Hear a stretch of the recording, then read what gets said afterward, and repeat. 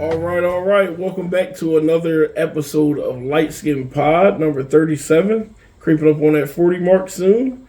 And we have a special guest with us today, if you want to introduce yourself. My name is Deyona Kirk. I'm the founder of Divine Konnections and Deyona Kirk in Process. Mm-hmm. Awesome. Well, thanks for being here with us. Thanks for the invite. Yeah, heck yeah. We've been trying to get you on. I know your schedule crazy, just like both of ours is. So yeah, but we made it happen. You did. We got it. So, well, we started off like we always do. Tell us about baby Deyona. Where are you from? Tell us about growing up, things like that. Okay, so I'm from Texas. Okay. I'm from Texas. I was born and raised in a little town called Sherman, Texas, and my mom had 3 kids. My dad has a lot.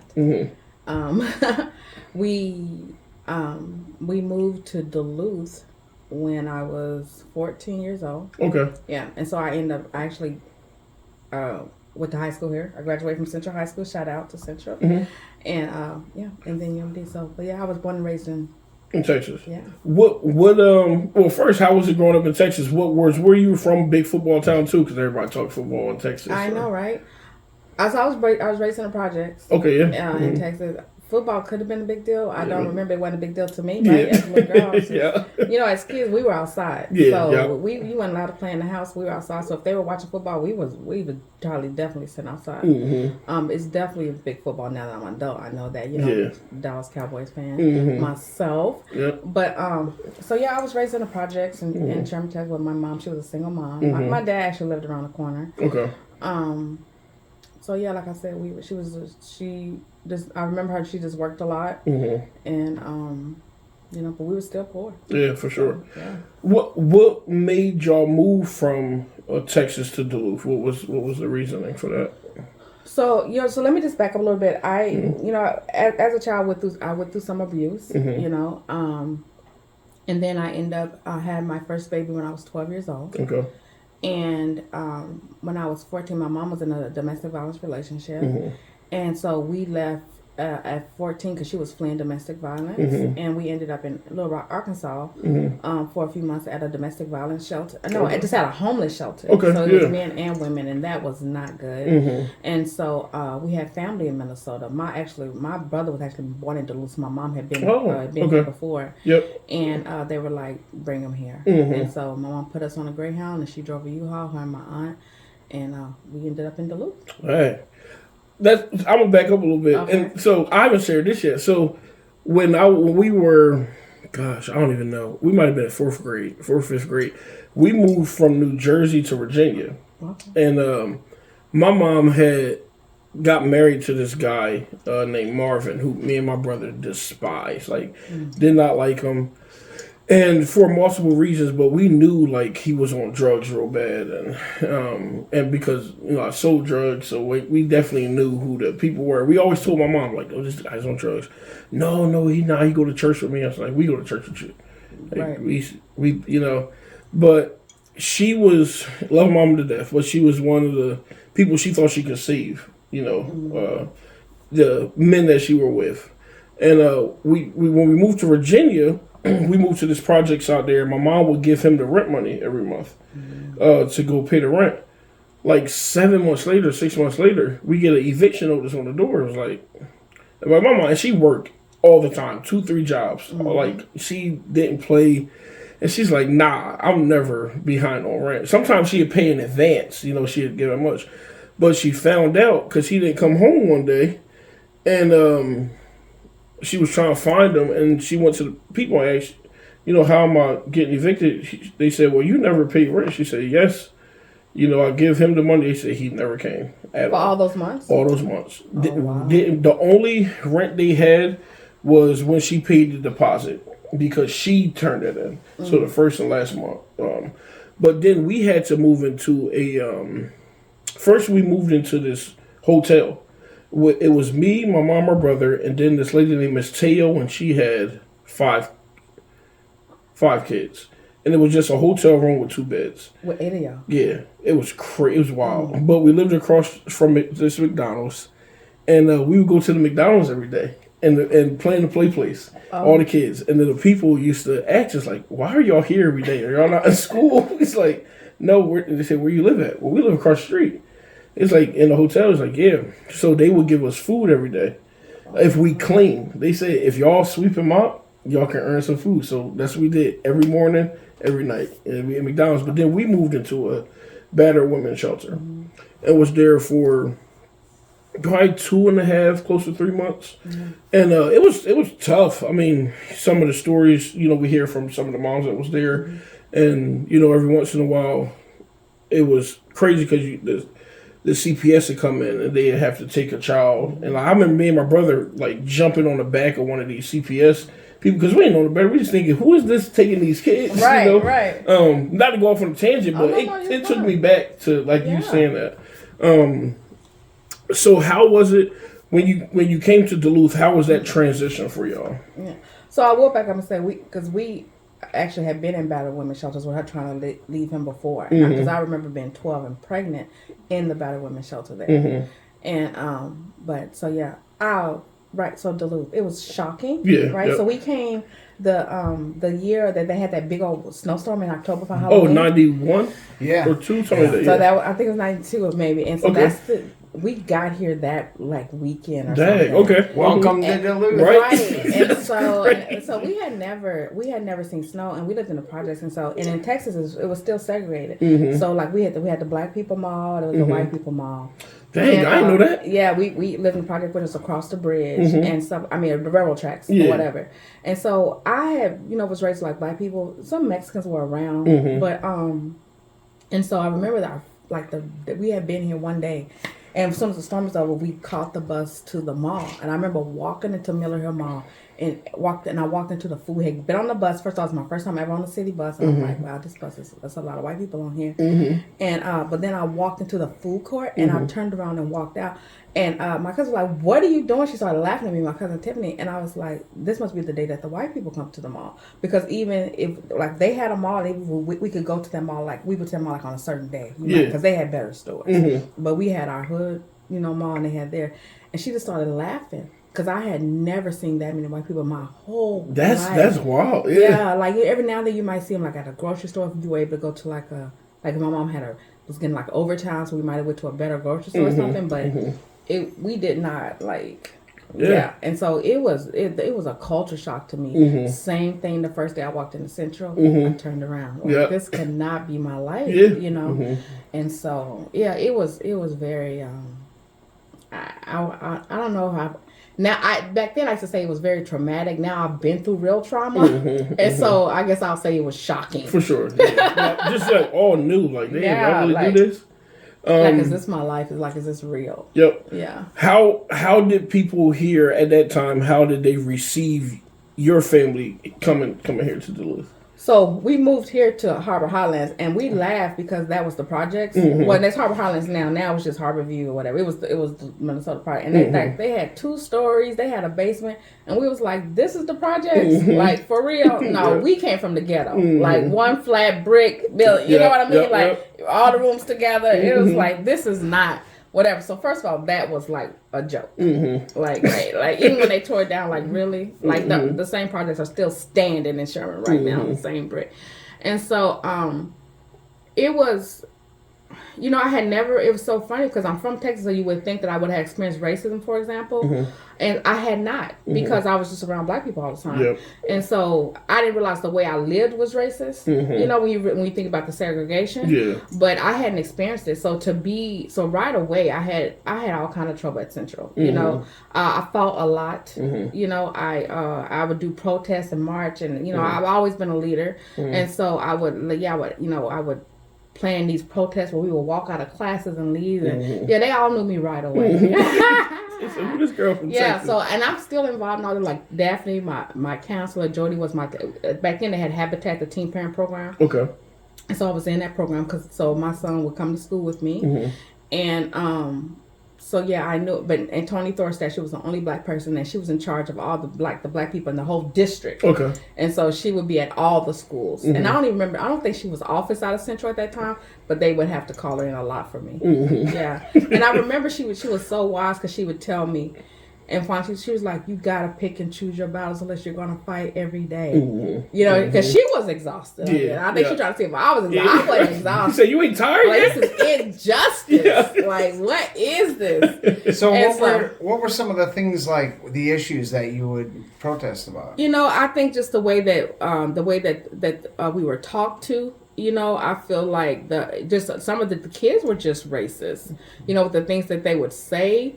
And so I don't remember the specifics, but I just felt like it was, so we didn't have we didn't have groups, you know, so I think at one point we ended up with like the African American Culture Club. We didn't have all that kind of stuff that came later, like the dance clubs. So we kind of created some of that stuff, but it was just hard sitting in classrooms, being the only one, you know, being stared at, and just the way people would look at us, talk to us, treat us, just ignore you. It was just...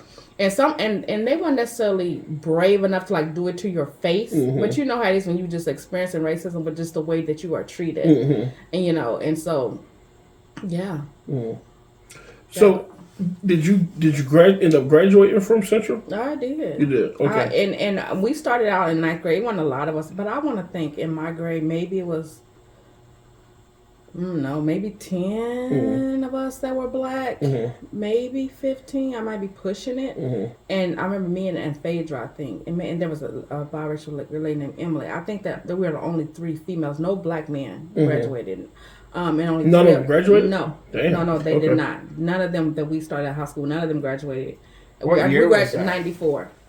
Okay. None of them, no black male graduated. And I think that was the case for several years. But 3 of us graduated, and I graduated from Central with a full scholarship to UMD. Oh, that's okay. Yeah, and by then, actually, Jamar's mother, Janice, they had hired her by the time I graduated, and she was like the African American whatever, and she did like dance clubs and groups, and she was a huge part of me getting my scholarship to UMD. That, and just to speak on like just the testament of, like you said, you graduated with a full scholarship to UMD while raising a kid going through high school. And I will shout out too that and they don't have it anymore, which is too bad. Which was, we were in Habitat, which was a teen parent program, which was Jody Langstep. She was the founder of that, and so she's actually still on our board now. We're still really good friends to this day. She was at the front row at the sneaker Okay, hall. yep. Yeah, and her husband wrapped her on that shiny blue suit. Yeah, I remember. And so, but she and one of her first funders for that program was the Ordine Foundation. And Ordine Foundation, Donnie Ness, y'all know him. He was, not only was he, we went to high school together, right? So, because he was a part of that. We might have graduated the same year. Okay. And so, and he now runs Ordine. So he was but Ordine Foundation back then was not him. I forgot his name. I think his name might have been Joe. But he Joe Everett. Yeah, he might have funded the Habitat program, which is a huge reason why I graduated, because I was able to take my son with me to school every day. I did parenting classes, and we had childcare. And we started out, we started out west, Duluth and Piedmont Elementary School, like where Community Action, all that I think is now. And then they ended up building it at Central. Okay. And so they picked us up on the bus, and, you know, and we rode the short bus with our babies because we had to have seatbelts. But because I was able to bring him with me to school every day, and then I had safe childcare, and we also then took parenting classes that we got credit for. And so between Jody and Janice, they were a huge reason why I graduated. So. Was were you the only mother in high school, or did you have no other students there that also have kids? No, there was a lot of us. Oh, really? Okay. Teen parent, it has went down a lot now. I think it's on the rise again. But there was a lot of us that were in that program. Okay. Yeah, there were a lot of us in that program, and they for a while I think I was the only black one. But then every year, and now I was in that program. Most people came in around the 11th or 12th grade. It's usually when girls got pregnant. Because I had a baby at 12. I was there from 9th to 12th. So I was there for 4 years. I could have taught that parenting program. I took it every day. And so I was there for years. So I went through that program with a lot of everybody that was a teen parent in the 90s. I went to school with them. For sure. Well, that's awesome. Okay. 90 to 94. Yeah. And now, so the question is, did you ever attend NYS? Did you ever go to NYS down there at the Washington Center? I did not, but my kids did, of course. Yeah. Ray was a huge part when they had the tumblers there from UMD and all that, because by time when I graduated, my son Ray was in kindergarten in Nettleton. Got it. Okay. So I would be going to Nettleton and teaching reading or whatever, and he was in kindergarten there, and I was still in the 12th grade. Okay. And I had a kindergartner. That's crazy. That's wild. And I mean, we can relate. My mom had me when I was pretty young too. So, and a lot of people where I'm from in Jersey have kids young. We had a girl that I graduated with. She had a kid every year high school. Freshman, sophomore, junior, and senior. And her brother, wild story, her brother, one of the best football players I've ever seen, could have went anywhere. And he ended up dropping out of high school to help her take care of her kids because we didn't have those teen mother program or nothing. Yeah. And it was wild because he gave up all the scholarships and everything, to do that. Since has went back and got GD and everything like that. But, do you know when or why those programs ended? Well, I think that the teen parent rate went down. And because I guess at some point they moved that program to Denfield, and then at that point is when it's closed. I don't know why. I have been saying that they definitely need it back. For sure. I mean, this week alone, I just heard about 3 14-year-old girls that's pregnant right now. Yep. I got a call for a 15-year-old girl that's pregnant that's homeless in a car with her mom. And so, I think that, like I said, and I don't know what has changed, why it's back on the rise again, but I think it's definitely on the rise. The teen parents had went down. Okay. So they feel the need for it. And it wasn't even just statewide, but it was throughout the country. Got it. Okay. But it's slowly coming up. I should get the current stats. I don't have them. Yeah. No, that will be. But I know it's definitely a need. And I've been saying this since I got back because that's been a big issue with even the families we serve not being able to go to school or whatever, and it's because there's no child care. And then we, as a community, we have a child care crisis. Yeah, for sure. And what was so nice is that we didn't have to compete with that because there was child care in the schools that was just for us, and then it was parenting classes attached. We saw we had the same women every day that watched our kids, and all they worked with was teen moms. Yep. And so it was just, it's a great program. Yeah, for sure. You get familiar, the kids don't get bounced around at different places. Oh, that's okay. So when you graduated, when you went to UMD, did you know what you wanted to study? So at that point, I wanted to be a judge. Okay. Because I had my brothers and all of them had really had a lot of experience with like law enforcement, and my one of my brothers had he went to prison yet for murder? I'm not sure, but the other one had been accused, and so I had just same thing. I grew up with a lot of men in my life were drug dealers, and so I wanted to be a judge because they would just get these long sentences.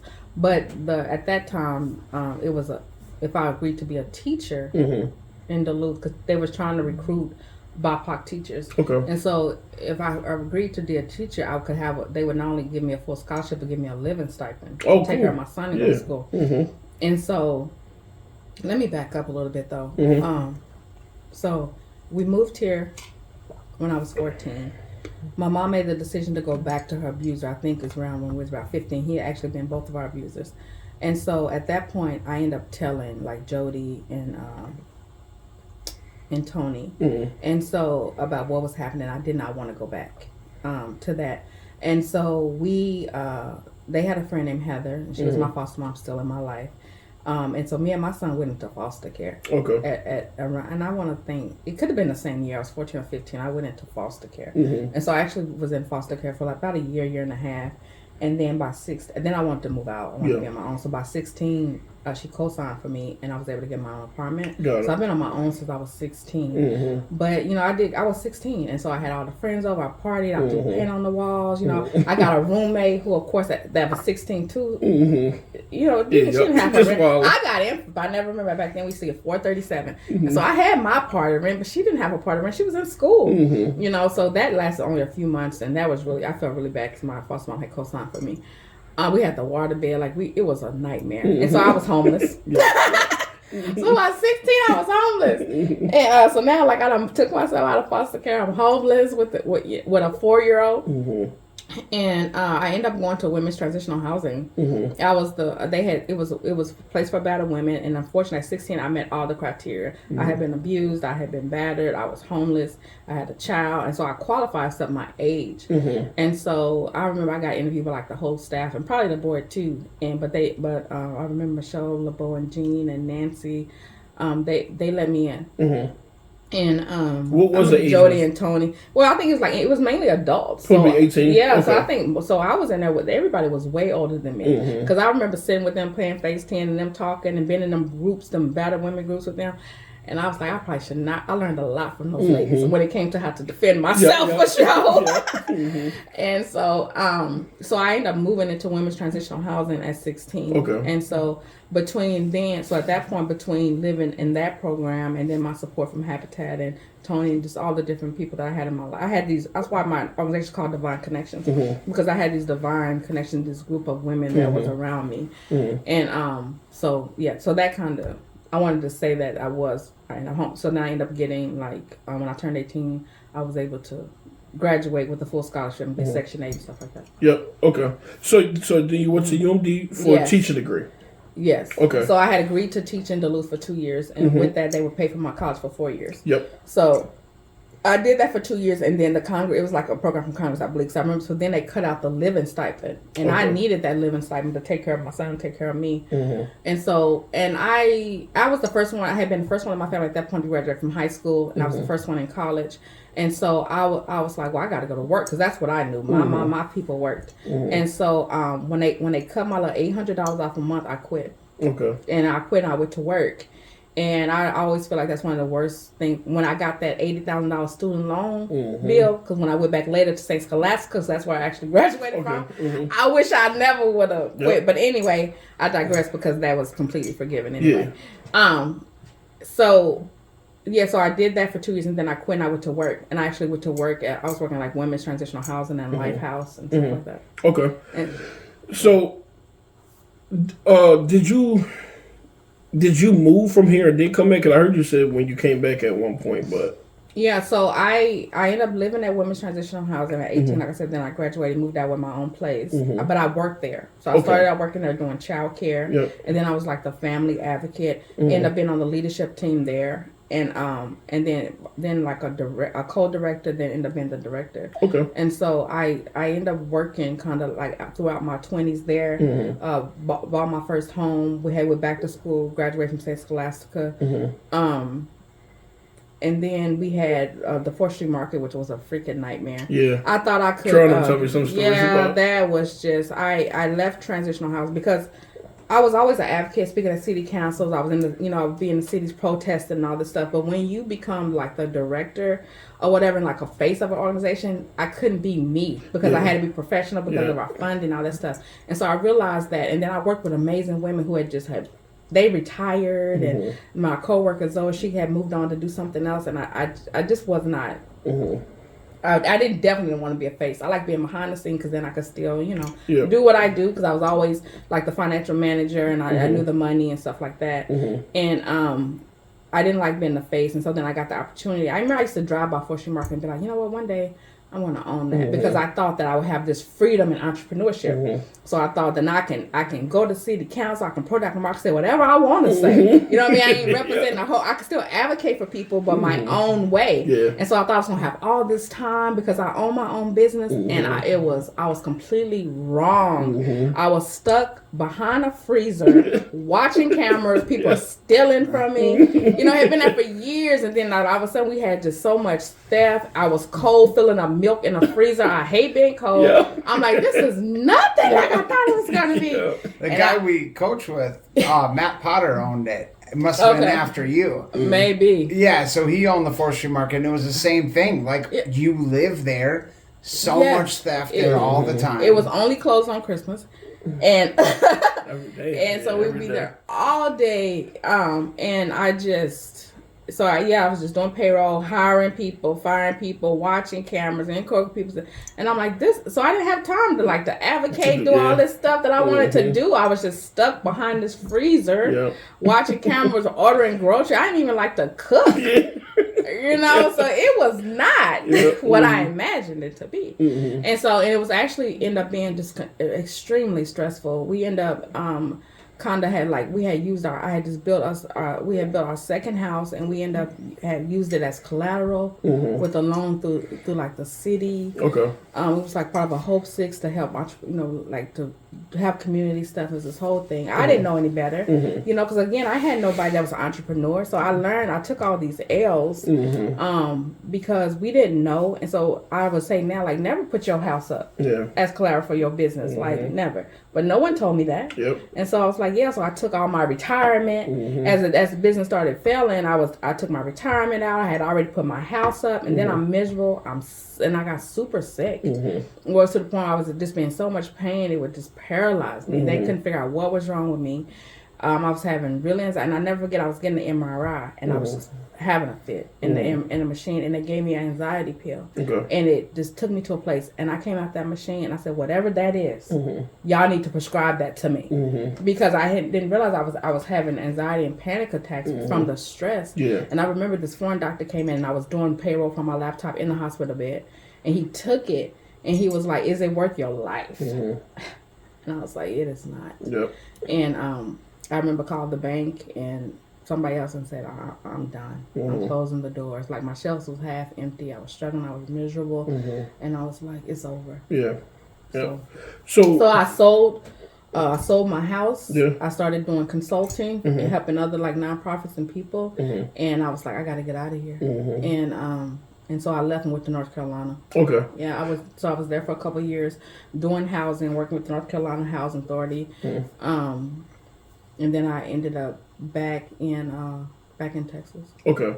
So how long was the time in between you leaving to coming back to Duluth? So I feel like I left Duluth in 2009. Okay. And I came back in 2022. What made you come back? So there's a few reasons why I came back. I said I would never come back. I was in Texas. I was working at the Dallas Housing Authority. I left there because I was helping raise my grandson. I had my own business. I have an accounting firm where I was working with nonprofits from all over. I bought me a house there, so I was living my best life.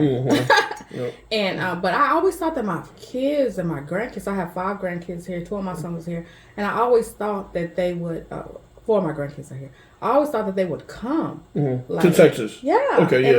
And like stay and come, and they never came. So I ended up in Duluth a lot because my family was here. And at one point, me and my husband had separated. So then my son AC was back living up here with his dad, and so that was really hard because I was down in Texas with my grandson and my brothers and my sisters. I had family there because I'm from there, but not my immediate family. So I was here a lot, and I was really kind of missing my family, especially during COVID. And then I had back-to-back losses where my grandmother passed away in 2016, but she had lived a good life. She had Alzheimer's. But then in 2019, my father overdosed. And then in 2020, my mother was murdered by a family member. And then COVID, and all this. And so it was just a lot. You start to really like re-examine your life about what's important. And so I was going through that. I had also graduated. I had been in ministry school, and I graduated from ministry school. And so I was up here. I found myself after COVID kind of up here even more. And then Shaquana McIntyre, I've been doing her books for years since she started for Family Rise Together. And I was up here. I never forget. It was Labor Day weekend, and she was opening a house for men for coming out of prison, stuff like that. And we had been looking at stats, and I saw, and she brought me this big binder, and I had after my mom passed away, I started my nonprofit in 2020, Divine Konnections. And so my goal, I wanted to open a house for teen moms in Sherman, and I probably still will. But it just seemed like things just wasn't working out. So I ended up connecting with another nonprofit and started working with young girls in foster care who had been trafficked. And so I was doing that. But it still wasn't mine. I kind of was just partnering with them, and I was doing some work with teen parents, but it wasn't what I saw. So one of the things I had when I was younger, and I I have this in my journal because I had called my mom when I moved to Texas in 2011, because I had I used to tell her, well, I'm going to open a house for young mothers, because she was a huge part of how I was able to graduate too. So it was everybody else, but my mom was the one, when I was out there, doing what I didn't have no business doing, she was the one that had my son. Because she ended up coming back to Minnesota. Got it, okay. And she even came back again so I can graduate from college. Okay. She kept leaving and coming back as well. And so I I say I'm gonna open a house. I'm gonna live next door, but you're gonna live in there. You're gonna help these young moms. And I used to make that, that joke to her all the time. She'd be like, no, but and so I laugh because now me and my daughter, Tiny, we run it, and I was like, the joke is on us, And so, but anyway, I started Divine Konnections because I had wrote a book, Nothing Ever Wasted, kind of talking about my story because I do believe that. When I look back, like everything happened for a reason that I went through it, and God didn't waste any of it, and so I use that to serve and help other people, and so I started Divine Konnections because I realized I always had these people throughout my life, some people that I've named here, in the podcast, like the Jodys, like the Tonys, like the Janice, Michelle. So I just had these different amazing people in my life, and I believe that they were divine connection. Even when I got to Texas, with my church family, I've just always had these people, amazing women, powerful women in my life. And because I'm like, what made me different? I was abused as a child. I was a baby at 12, foster care 14, 16, homeless, but I was still the first to graduate from high school, with first to graduate from college. I have owned, I don't know, I'm on my fourth, fifth. I don't know how many houses I've owned now, you know what I mean? And so, but I was raised in projects, poor. Like what made it, and it was the people. Yep. It was these divine connections in my life. So that's when I started. And so that's how people deal with their grief different ways. I've always known just to serve. I've always been a servant. I've always served. People have served me. I serve other people. And so that's when I started the nonprofit Divine Konnections. And so I knew I wanted to go back and help other young teen moms, young parents. And, But I geared off. Like I said, I started working in foster care and all that. I related to all of them as well. And so anyway, back up. I'm talking to Shaquan. She was like, you need, and I'm looking at the stats of BIPOC young people here. And they were never moving up. And they were the ones that were constantly entering the system. And they were in every report just failing. And when I reflected, like, well, what made me any different? Because they are me. It was these divine connections. And she was like, it's not working in Texas because you're supposed to do it here first. And I was like, yeah, I'm going to hear from God from that. Because that's I'm not coming back. That is not going to happen. I'm serving Duluth by helping you on the back end, And so I was like, yeah, it's not going to happen. And, I prayed about it and I just had peace. And for some reason, when I left that time, I was just really, I was just really missing my kids and my grandkids and thought about what she said. And I just prayed about it. And it's like, it's time to go back. And, I fought it, I'm not gonna lie. And I was like, okay, well, I'll just submit the application to the county. I'll just see St. Louis County, say I want to open this house for young mom, but I'll submit it and see what they say. And like immediately they came back within like 2 weeks, like, yes, you're approved to open a the residential housing. You locked. And I was like, oh, we need it. Yeah, and then I was like, and so I wrote it up, and I was like, well, I don't got no money, so I wrote it to the Ordained Foundation, and I was just like, this is just my idea I have, Donnie. And they funded me. I'm like, oh shoot! And so then I had to get licensed through the state, and it was taking forever for people to get licensed to the state. I got licensed. I think I'm one of the fastest people ever. I don't know about now, but back then I was licensed. This conversation was in September. I was approved by October. I think I was funded by like November. Yeah, wow. And by January, I was licensed from the state. Yeah, that's crazy. And I will back up. I had been back to Duluth, and I had talked to Jody, which was my teen parent program person. I talked to some different people that I had worked with at Women's Trans, and I know the community. I said, if I come back to do this, will y'all help me? And they said yes. And so I was in Texas, and Jody and her husband Ralph and her friends, they were just going around Duluth looking for me a house, to open. And I think they found a house in March. We signed the lease in April, and we were open by May, Memorial Day. That's wild. And it's just been wild ride ever since. Was the first house the one out in Willem? No, yeah, we were 2 doors down. That's right. So, yeah, we were 2 doors down in that house. It was huge. It needed a lot of work. We had first option to buy because I always believe we need to be the owners of it, and so it had. The price that they had a listed point, we thought we can make that happen. And what happened was when it was almost time for start having that conversation, they like tripled the price. Really? And we had lived in the house, so we knew all the work it needed. It had been raining on us and all kinds of stuff. And we were like, yeah, no, it's not happening. And it was so funny because the house 2 doors down that we're in now is across from Glen Avon's church, and they're a huge partner of ours. And I remember walking from that church one day with one of the moms. And she was like, look, that house is for sale. And I'm like, yeah, it is. It's a nice house. I was like, but we just got into this one. And so when this whole thing happened, I'm like, what am I going to do? Where we're going to go? Because the other thing is that I wanted to have people in a nice neighborhood. Mm-hmm. I wanted to bring moms out of the situation. And I know immediately people wanted me to go to Central, Hillside, or Lincoln Park, or wherever. And that's nothing wrong with that. But I had lived in Lakeside and Warrior Circle, and I know what it is sometimes to just come out of an environment and breathe. And I know what it is for people not to have such access to it. When you're there, everybody can just get there and get you on the bus. So I wanted to have them in Duluth, but bring them away. I wanted to be in a family-friendly neighborhood, you know, and just show something different. And so, and I really liked Woodland. The neighbors ended up being wonderful, the church.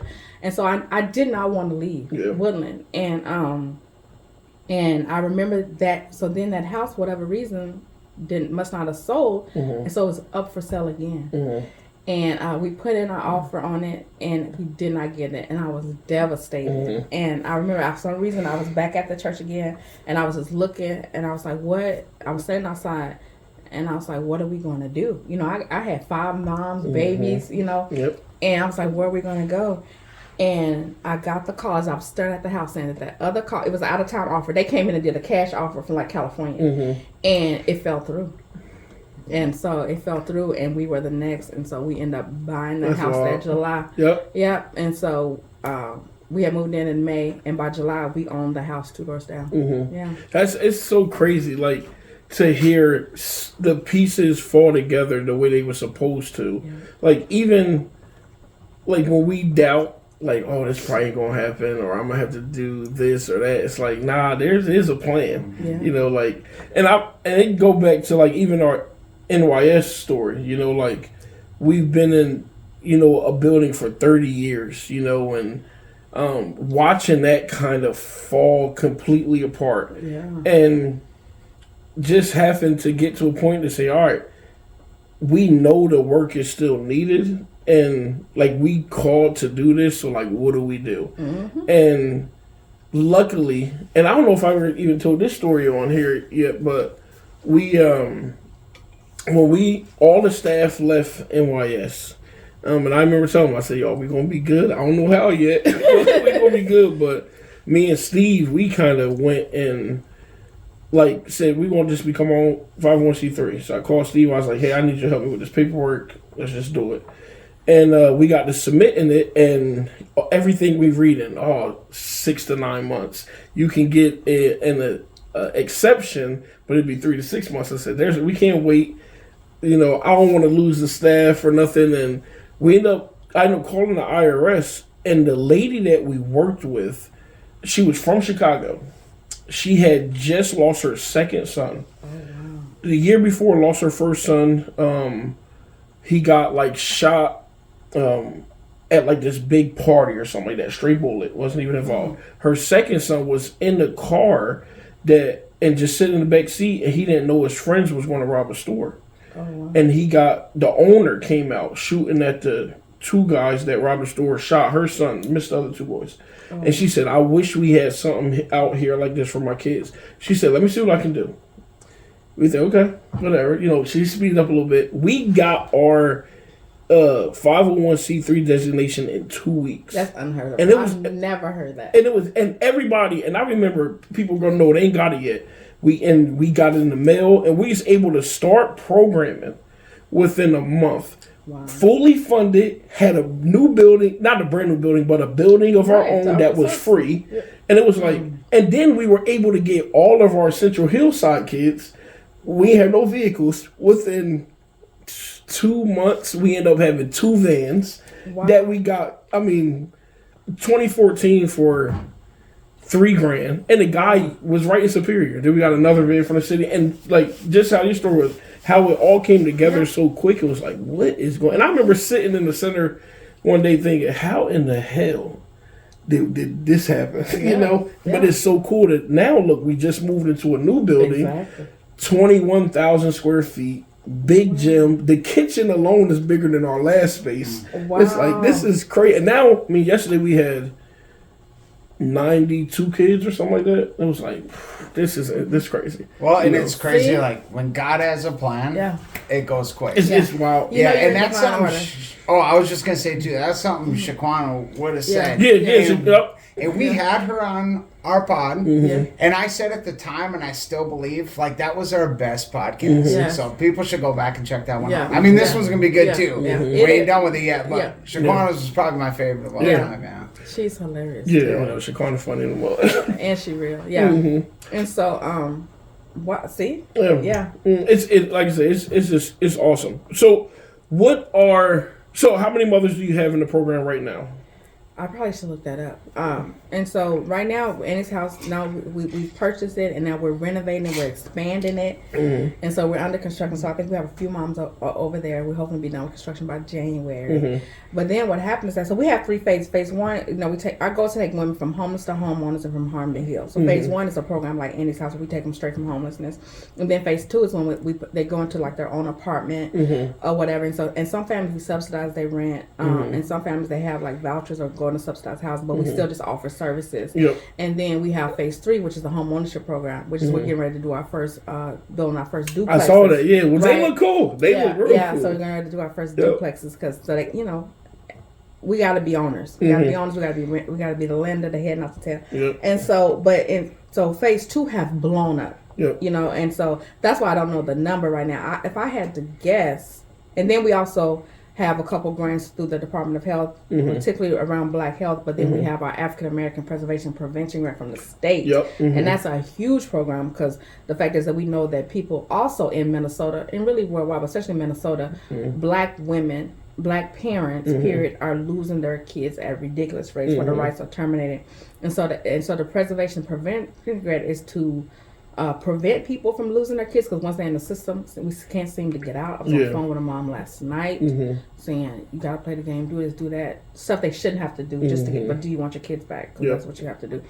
And then preservation, where if they actually, by some miracle, get their case closed, they don't get it back open. And so that program is just insane right now. And so I want to think right now we're probably serving about 60 families. That's cool. And that's a low guess. Yeah, that's awesome. That's a low guess. And again, that don't include the children. That's just the head of the household. So I think we're serving hundreds of people in this community. And we target BIPOC families. That's who we serve. And that's the other thing, people like, why BIPOC? Representation matters, right? Representation matters. And the fact is that when you wonder why are BIPOC moms failing and people failing, or do they see people that look like them? And they don't. And I think it's important, and my staff is very as BIPOC as well, is diverse, but because I want them to see Black women, Indigenous women, Hispanic women in leadership positions, running programs, running things, people with lived experiences, overcomers, and then also my goal is for me to serve these families and then for them to come back and serve other people, which is why, we just had our sneaker ball and we shared Randy's story because she did exactly that. She was one of our first moms. She came in, she fought hard, she got her kids back, she maintained her sobriety, and now she's helping other mothers do the same thing. And that's what it's about, because when you overcome something, it's your job to go back and have other people come out. You got the roadmap. And what happens is that people they keep moving on, act like that was never them. Then you talk to them, you're like, really? Because they don't share it. Be bougie now. And you forgot. And I really deal with this with the church, especially the Black church. Now we on the front row, we ushers, we mess, we this and that, like we ain't never been through nothing. When we used to be out there in these streets, where we used to be drinking, we used to be on drugs, and now we these good church members, not judging other people. Like, no, won't you go back in the community and help? Because that's really what Jesus did. And so, I don't even know the question. That is perfect. So I'm gonna go back on something you said, just like representation. So I was taken in by a family when I was young, white family, and one of the coolest things my pop ever said when I start. So I've been working with youth for years, for a long time, and I remember there was a point I was like, man, I don't think I want to do this no more. Like, I'm trying to, get into a different field. And it was dumb thinking purely because I was worried about money at the time. And he's like, you don't understand. He said, you're good at this for multiple reasons, but one of the reasons you're so received is because of how you look. And he said, you probably don't get it now. He said, but you will. And every time I talk to him, he said, they look up to you because you look like them. and you've walked that road already, and you also stay grounded enough to where you remember where you're from, and going off what you said, there are a lot of people who they sometimes tend to forget, or they look down on the people that they supposed to be like saying, yo, get up here with us. Remember that map. Remember everything we done been through. But now you can be that next what I'm doing and hopefully do it better. Exactly. But it was so cool to hear my papa. He always remind me of that. Always. And I'm grounded in now and I know it. But just to hear it from him was like, damn, he's right. It matters. It matters. And so there's plenty of amazing nonprofits in Duluth. You know what I mean? And so I didn't need to come in here and be another one. I didn't need to come here. And the funding is low. We're all fighting for the same pot. And so if I'm going to do something, I'm not, first of all, I'm not coming back here to do the same thing. Because I'm coming back to a target group of people that you all are doing great work, but for whatever reason, it's not working for them. Yep. And so... that's why we have a target. That's why we're just very intentional about everything we do, because we want them to see us. We get it. And then there's some things that you don't have to say. Yeah. Yep. When someone's telling me that this just happened to them and this racist thing just happened to them, or they don't have to say less. You ain't, and when people don't look like you or have an experience that they want to know, well, how do you feel? Well, how did that happen? Like they don't get it. I get it. People when they looking at people across from them, they ain't say less. They ain't got to explain all of it. We can just get to it. Yeah. And we can have that empathy and whatever. And so I think that's just important. But we can also say, but the story don't end there though. We're taking people from from hopeless to hopeful. We say, well, look at us. Well, look at this, that. Well, look at that mama. Well, look at this woman. Well, look at that. That's why, I have them come up like she's been through this. Look at her, but she's a student right now. She's doing this, or she's working. And so we force that in front of them. These are, you can do it. I know how I feel right now. I know, but you are overcomers, and you can do this, and we just put it in front of them. And I think that's the secret. And we don't give up. People are like, well, when do your program end? Like, when do they have to move out of any house? Well, whenever they want to. You know what I mean? But there's no end. No. There's no end. Well, when do you stop giving them service? When do they get off this program? There's no time limit. No one. I can imagine if the people in my life gave me time limit. I tell them, and you might go away from a season and come back. Like right now, Jordy was one of the first people I met. She was my habitat teacher at 14. Now she's on our board. She's doing all kinds of stuff at Annie's house.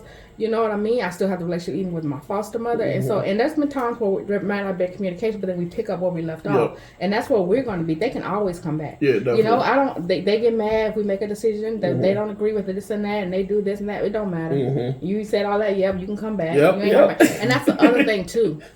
Is that they can just be them. Yeah. You don't have to put on a facade when you walk in. First of all, you walk into our doors, if it's Annie's house or our office, you're gonna see people that look like you. You're gonna see them on the walls, representation, you're gonna see it in our dolls, you're gonna hear how to speak, you're gonna hear the music that we playing. You know what I mean? It's just and it's probably the same thing like when the youth walk into Washington Center. They be like, what is you at home. You know what I mean? You at home. You can be yourself. You can be upset about what's happening to you, and we just like we get it. You want some coffee, some hot chocolate, you want some candy, what you want to do, and I think that's important, and that's helping people heal, and so So what is the? I love this. This is dope, because it's a lot of different even. Though we don't work specifically with young moms, which a lot of our young moms, I tell people all the time, you coming up into the center with any mom question, I'm calling you or Toddy. I don't know what to do. You know what I mean? But it's the same like when just the youth that we have people all the time saying, oh, when they're 18, they can't come back. I said, you crazy? I love when we see our students come back just to check in. And to be honest, their story is not ending at 18 because a lot of them have some of their toughest parts in life started at 14, 15, so having them get out of that, if we put a timeline on like you talked about, they wouldn't have any help from that, time where they needed most, so we tell people all the time, like, yes, when we write grants and we talk about this and that, the numbers are in there 6 to 18, but if you need things to get you to a place where you need to be, that door always gonna be open. That's right. I think it's a testament too to all the good work that you do. That kids feel comfortable to come back. Yeah. Like we see that with football. Yep, all the time. You know, these kids, they play for us and then they come back. And whether they're just hanging out or sometimes coaching, like it's great because those kids relate to them. Yep. You know, it's nice to have them come back. Yeah. And that need is there. Yeah. And you know, life is not like this. Yeah. Life is like this. Yeah, all over. Yep. You know, and so there's seasons like if I don't hear from somebody, then I know they good. Yeah. Yep. Like you know they good. And so when that is true. You know, think about it. And so sometimes you're like, huh? And I'm like, they good. Yeah, they fine. Because if they need you, you gonna hear. You they gonna hear at the door. And it's like, and we're just as welcoming because we understand life is like this. There's no shame here. There's no judgment because our life is like this. Yep. You know, so that's a great point. Yeah, it is. Yeah. Yep. So I know you talked about still wanting to go back to Sherman and open up Texas or Texas. Period. Are you looking to at the moment expand just out of Duluth, or do you have moms that's coming over from Cloquet and some of these surrounding from the cities? Oh, okay. Since the beginning. Okay, yeah. Since the beginning, we got moms from all over the state and from Wisconsin. Yep. And so, you know, I think I talked about this at Sneak Ball too, is that, you know, it's not never my goal to just like expand and be large. I really want to have impact. Yeah, definitely. And so, but when I see a need, and just like when it comes to the way the Black women are losing their children and things like that, it's just like I gotta do something. I can't just sit here. What can I do? Yeah. And so, I think that we're going to grow. You know, it's been kind of spoken over me that I'm going to have several chapters of this just all over the U.S. I have the roadmap. I have no problem with sharing it. You know what I mean? So I believe that there's going to be divine connections throughout the U.S., throughout the world. Will I be the one running them? No, because I want to do puzzles. Yeah.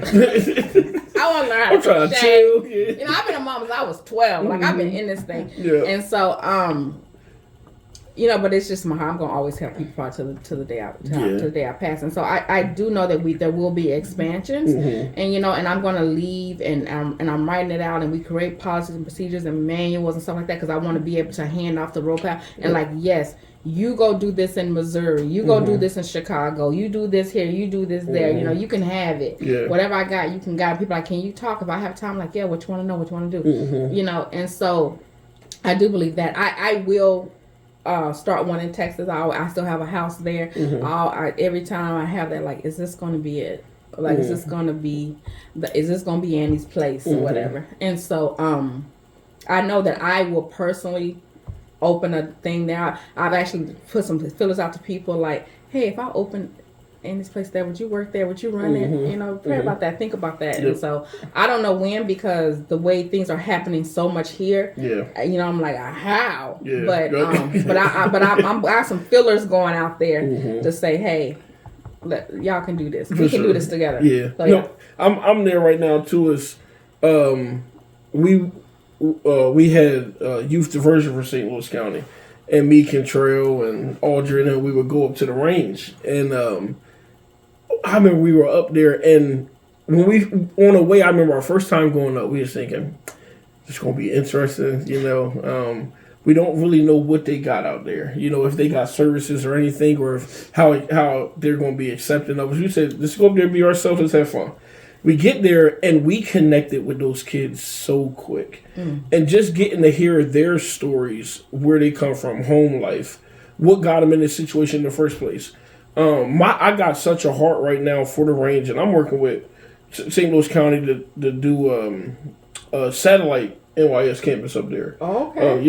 We want to get a building out in Mount Iron, and then hire staff, and the same way we do down here, just up there, and just continue to expand, because we know, and I know myself, like how me and my brother grew up, we didn't have just a place of safety to go to, like outside of our doors or the homies' doors or whatever, or to where you can, especially as men, we don't talk. Like, people, as you good? Nah, yeah, I'm good. Yeah. No, I ain't gonna hold you. I'm in the car crying. It's like, I'm stressed out right now.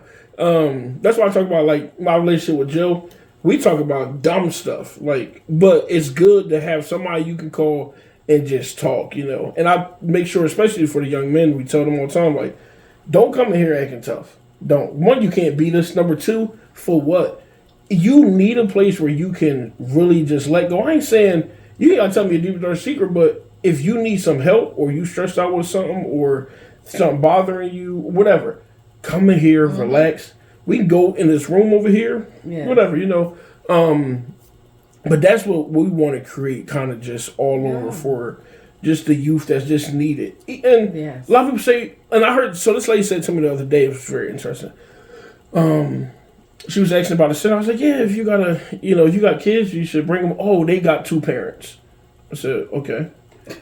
I know a bunch of kids that got 2 parents. Not saying that you're bad parents, but kids don't talk to their parents about things. Right. And that's okay. We're not trying to step in and be parents. Yeah. We're just trying to help the house, help the parents be more effective with the kids and help the kids not be such a burden on the parents, and help with school, get things done. I know even with Joe, I help his son out a lot when it comes to school. Yeah.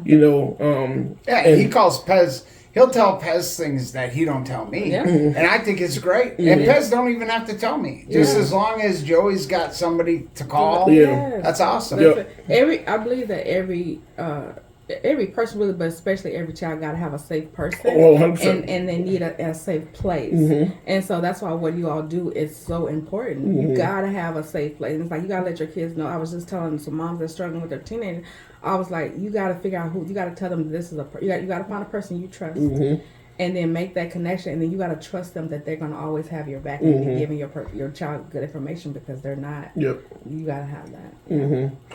If for the listeners out there, if there are mothers especially, or just people that know mothers that might be in need, how can they reach Divine Konnections? Yeah, so you can check out our website, divinekonnections.org. It's Divine Konnections with a K. Or you can Google us, and our phone numbers are on there. So, okay. Awesome. Listen, if y'all need it, reach out. They doing great things. I know personally, because I do a lot of stuff with them. Yes, and whenever we call Pez, that's why I just like, this was, yes. It's probably me, like, yes, because whenever we call, you all, like I said, you always show up. And you show up with a crew. Like, you don't just get you, but I get your staff, I get the youth, and I'm like, yes. So, and it's important just to not only recognize what y'all doing and vice versa, but to help each other continue to grow. And that's, I hate silos. I talk about this all the time with a lot of different people, especially in the nonprofit field. I'm not in competition. I'm gonna be honest. I ain't got the energy to be in competition or the time. If you can take something off my plate, go and do it. For it. And then I'm gonna trust that you're gonna do it. If you need my help, call me. If not, I can breathe a little bit. Then I can. Let me learn how to sew a little bit. Do some puzzles. I'm trying to do that. Like, so, you want no. I want to do a puzzle. I was a puzzle board. I'm over it. Like, you can have it. But, and at the end of the day, I think especially here in Duluth, there's not a lot of us, BIPOC, nonprofits, BIPOC businesses, whatever. So it's important that we support each other. But also, though, regardless of what, people always say this, and I'll say this to you, Pez, that people can try, but they don't have your oil, right? And that's what I always say. If people might try to do this or do that, I'm like, but they don't have my oil. They don't have my everybody has their own things that they have been called here to do. And so I know what I've been called here to do, and so I do that. And because I do that, you can try to, and I tell this to Shaquana all the time too, because people try to do what she do. They see and they try to do it. I'm like, but Shaquana, regardless of what, they don't have your oil, and the same thing, they don't have your oil, they don't have my oil, so you can't do it like I do it. Yep, for sure.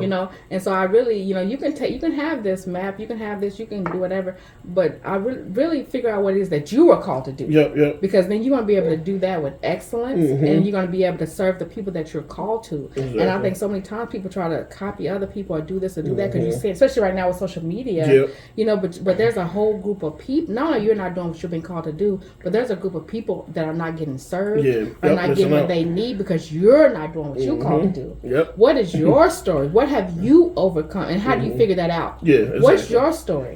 What have you overcome? What are you passionate about? What gets you, like me, when I start talking about moms losing their kids, like, you know what I mean? So like, what is that? And then do that. Like, don't try to do what I do, but do what it is that you'll figure that out. And it would be so much so many more people will get served and served well. You see so many people in these nonprofit communities at social services at this age to that, and they're just miserable and they're mean and they're not treating people right. Go figure out what it is that you call to do. No, because this ain't it. This ain't it. And not only that, you're holding a position when somebody who's been called to do that could be there and really serving and helping families and youth or whatever. Yeah. And so, you know. Yeah.